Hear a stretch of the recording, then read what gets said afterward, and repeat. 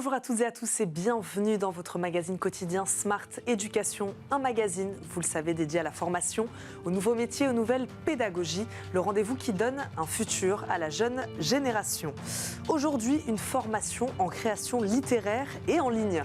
Tous les jeunes écrivains ont été au moins une fois confrontés à l'angoisse de la page blanche, à l'intrigue qui tourne en rond ou encore au chapitre que l'on a réécrit pour la énième fois. C'est justement pour les aider à finaliser leur texte et enrichir leur style d'écriture que Fantasy Édition lance cette formation. Il crée également, on en parlera aussi, un nouveau prix littéraire, le prix littéraire populaire de la jeunesse qui s'adresse aux écrivains et écrivaines de 13 à 25 ans. On en parle aujourd'hui avec Olivier Luzetti, fondateur donc de Fantasy Édition. Il est notre invité. Bonjour. Bonjour. Bienvenue dans Smart Éducation. Merci beaucoup d'être avec nous. Olivier Luzetti, vous êtes essayiste vous-même. Comment est née cette envie et ambition d'aider les jeunes auteurs dans leur écriture, qui a commencé d'ailleurs, je crois, bien avant la création de cette formation? Oui, ça a commencé en 2009 avec un forum d'écriture. Et si vous voulez, c'est passionnant. Nous, on porte l'insertion par la culture créative, c'est-à-dire qu'on trouve la chose... On ne se lève pas le matin simplement pour manger ou pour aller travailler. On est obligé, mais c'est intéressant d'avoir une motivation plus. C'est-à-dire que regarder sa ligne d'horizon et se dire qu'on va peut-être l'atteindre. Et c'est pour ça que la création littéraire est une chose qui nous intéresse beaucoup, puisque dans ce forum, on avait des jeunes qui venaient de partout et vous étiez élus par les uns, par les autres. Et la question que l'on se pose, c'est est-ce que finalement, ce qu'on fait, c'est bien? Parce qu'on essaye, on ne peut pas plaire à tout le monde, mais au moins plaire au plus grand nombre.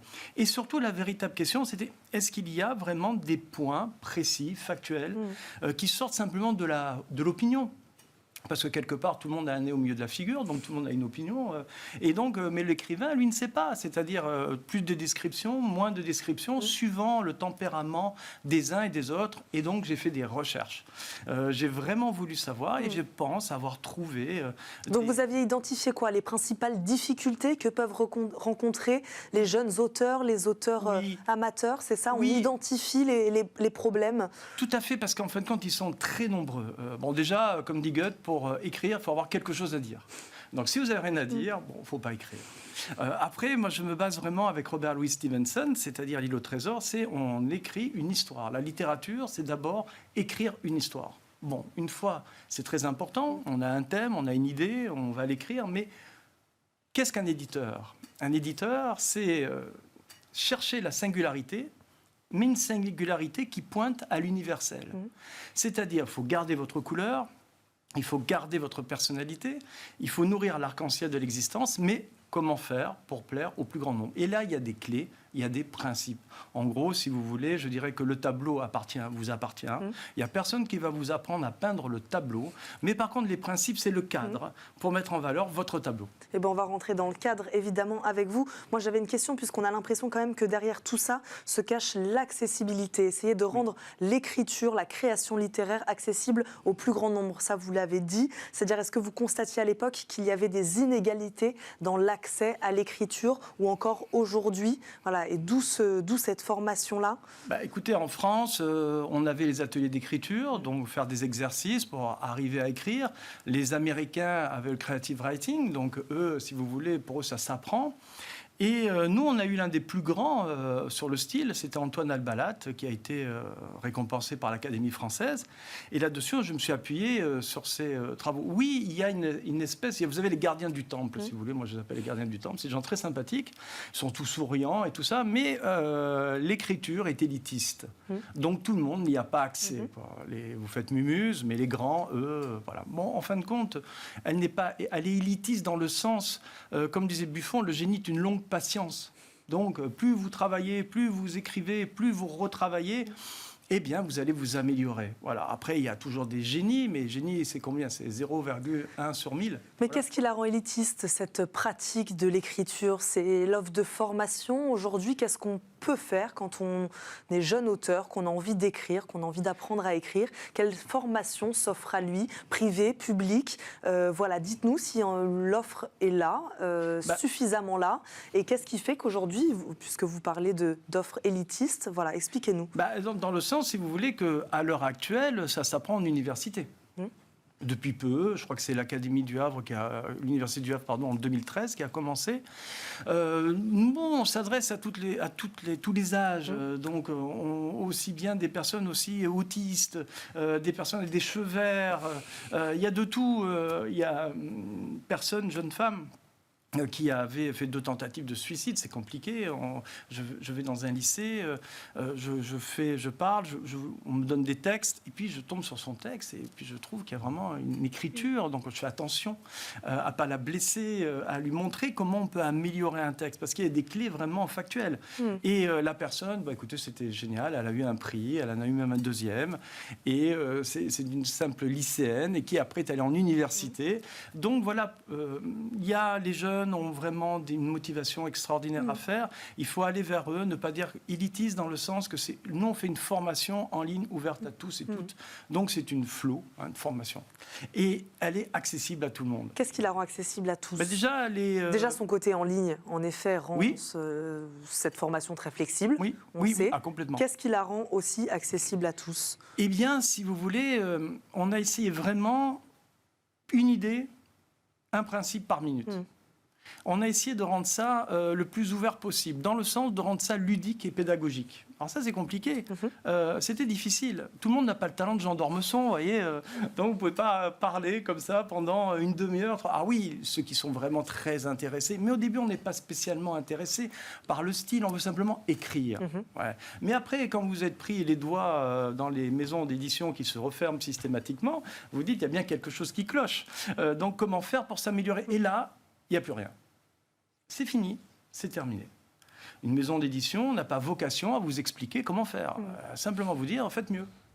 Travaillez vos personnages et vous grattez les moindres informations données pour vous améliorer. Mais là, on donne vraiment les clés. Comment réussir une description? Parce que voilà, vous parliez de la description. Est-ce que vous pouvez nous donner des exemples très concrets aujourd'hui, des choses sur lesquelles ces jeunes auteurs ont besoin de retravailler souvent, avec lesquelles ils ont des difficultés? Moi, je parlais de trouver l'intrigue, savoir la tenir. Est-ce que vous pouvez nous donner des exemples très concrets pour ceux qui nous regardent? Si vous voulez, il y a une méthode, nous on appelle ça la méthode créée. Voyez. Donc la première chose que vous devez faire, c'est cogiter. Le C de créer, vous prenez C de cogiter, vous réfléchissez à votre histoire, vous allez dans tous les sens, où vous voulez, comme vous le voulez. C'est-à-dire, est-ce que c'est un magicien? Est-ce que ça se passe au 19e siècle? Est-ce que ça se passe dans le futur? Est-ce que c'est un homme? Est-ce que c'est une femme? Est-ce que c'est un schtroumpf? On ne sait pas. Et à un moment donné, vous allez dire, tiens, je vais parler de ce thème, il me plaît bien, c'est intéressant. Et donc là, ça y est, vous avez commencé à voir oui, vous n'êtes pas jeté à l'eau tout de suite. De quoi je veux parler? De quoi je veux témoigner? Et l'intérêt aussi, quand on travaille avec des jeunes qui sont un peu cabossés par la vie, eh bien, c'est qu'ils ont plein de choses à raconter. Après, il faut taper l'universel, c'est-à-dire pas se confondre dans sa plainte et dans sa douleur. Bon, et après, vous allez essayer le R de résumer. C'est-à-dire, qu'est-ce qui va se passer dans mon personnage? Parce qu'en fin de compte, une histoire, c'est un personnage qui va vivre quelque chose, c'est une situation. Donc, il faut donner vie à tout ça. Comment donner vie? Qu'est-ce qui va lui arriver? Quel retournement situationnel? Qu'est-ce qu'il va y avoir comme rebondissement? Mais on a des outils, des méthodes simples, finalement, pour répondre. C'est ce que vous dites, ça peut aller très vite, en fait. Oui, en règle générale, si vous voulez, c'est d'abord de quoi vous voulez parler. Après, on le résume. Une fois que vous l'avez résumé, vous savez exactement qu'est-ce qui va arriver à votre personnage, quelle situation, et ensuite, vous l'écrivez. Et quand vous avez terminé de l'écrire, c'est là où ça commence, c'est que là, vous allez commencer à réécrire. Moi, je fais la différence, si vous voulez, entre le conteur, l'auteur et l'écrivain. Si vous voulez, on est tous les trois en même temps, mais on est plus l'un que l'autre. Alors le conteur, il va parler d'un personnage, d'un voyage, va vous faire découvrir un nouveau monde, ce qu'on appelle la fiction. Après, vous avez l'auteur qui va faire la narration, c'est le scénariste, c'est faire que le scénario soit prenant, c'est le fait que vous tourniez les pages, c'est le fait que surtout vous ne lâchiez pas le livre jusqu'au bout. C'est super important. Et après, vous avez la phase de l'écrivain, c'est la mise en texte. Bon, là, on fait chanter les mots. Comment les faire chanter? Il y a des systèmes, on utilise des métaphores, des images, la concision, l'antithèse. Si vous voulez, tout est vraiment compliqué parce que c'est complexe. Mais la difficulté, c'est qu'il faut être tout ça à la fois, en fait. Oui, un peu plus. Après, je dirais qu'un écrivain, si vous voulez, l'histoire est un prétexte pour les mots. voyez. Et l'auteur, non, lui, c'est l'histoire qui est vraiment importante. Donc, vous reconnaissez très vite, si vous voulez, en gros, si on devait caricaturer, l'écrivain est un poète au début, donc il va vraiment travailler les mots, et l'auteur va travailler le scénario, et le conteur veut vous faire voyager. Donc, on est les trois, plus l'un que l'autre, donc il faut utiliser ses points forts. Et nous, on essaye de voir par rapport aux gens qui écrivent tout de suite, si la personne, on sent qu'elle est écrivaine, on peut aller plus loin. On donne des clés déjà pour avoir un style fluide, agréable, qui tourne. Parce que le but premier, c'est d'écrire avec le mot naturel et avec le plus de relief possible. Il faut chercher le relief, éviter les clichés. La terre plate, juste comme ça. Vous voyez, il faut trouver... en fin de compte, la première facilité va vous venir et il ne faut pas l'écouter. Il faut y chercher un peu plus loin et ne pas avoir peur de se tromper parce que vous avez l'échelon de la réussite, il est composé de barreaux d'échecs. Combien de temps dure la formation? Alors, la formation, c'est 14 modules. Oui. Alors, ces modules-là, ils durent 20 minutes chacun. Vous avez, après, 450 pages PDF. Donc, je veux dire, vous pouvez vraiment approfondir vraiment chaque point. Avec qui vous les avez construits, d'ailleurs, ces 14 modules? Je vous dirais, je l'ai construite, cette formation, avec Antoine Albalat, avec François Richaudot, avec Stephen King, avec Flaubert, avec Chateaubriand. C'est-à-dire, en fin de compte, aller voir des artisans, parce que l'écriture est un artisanat. Et en fin de compte, c'est des gens, ils sont pas... on peut monter sur leurs épaules déjà pour voir un peu plus haut. Vous voyez ce que je veux dire? Et c'est ça qui est intéressant. On essaye, si vous voulez, c'est amener les gens à laborieusement découvrir leur talent et aller au plus haut de leur talent. Il nous reste une petite minute, mais j'ai promis qu'on en parlerait. Pourquoi l'avoir accompagné, cette formation, donc de la création d'un prix littéraire? Ça, c'est vraiment absolument nécessaire pour amener les gens à aller au plus haut. Pourquoi vous allez vous dépasser? Pourquoi vous allez retravailler 10 fois, 20 fois? Eh bien, simplement parce que vous avez la possibilité d'être édité. On est éditeur, donc on veut éditer. Et on l'a appelé populaire, prix littéraire, parce que les mots, qualité, et populaire, ouvert à tous. On décore souvent l'arbre et on oublie la forêt. Vous voyez, c'est des prix littéraires, ils sont tous sur la photo.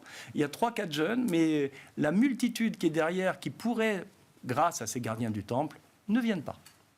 Merci beaucoup Olivier Luisetti d'avoir répondu à nos questions aujourd'hui dans Smart Éducation, d'avoir parlé création littéraire. Je rappelle, vous êtes le fondateur de Fantasy Édition. Merci beaucoup. Merci pour votre invitation. Avec nous. Merci à vous de nous avoir suivis. On se retrouve évidemment très vite pour un nouveau numéro de Smart Éducation. Je vous souhaite une très bonne journée à tous sur Bismart et je vous dis à très vite. Ciao.